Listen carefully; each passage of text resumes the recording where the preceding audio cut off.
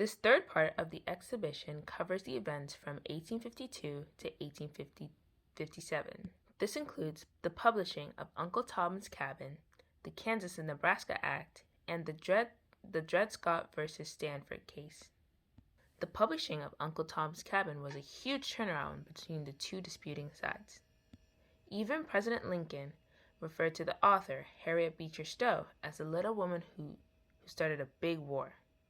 The book itself was a recollection of experiences used to create a tale about a man named Tom. Tom was constantly brutalized and abused, but he never retaliated and remained calm. Harriet Beecher Stowe depicted Tom as a harmless, innocent man who was terrorized by his violent, cruel slave masters. The Kansas-Nebraska Act goes hand in hand with Bleeding Kansas.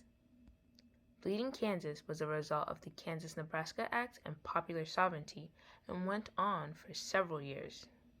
This act was an attempt to come up with an agreement to satisfy the North and the South.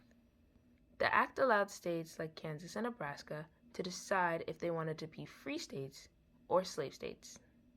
Bleeding Kansas was an event where abolitionists and pro-slavery leaders attacked each other brutally, all in the name of the Kansas and Nebraska Act.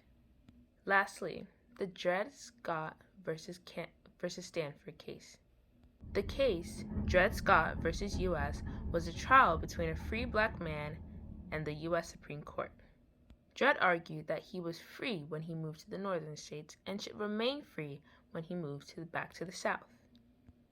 Nonetheless, the court argued that he was not allowed to sue because he was a black man and black people were not considered citizens, so they had no rights and no right to a trial.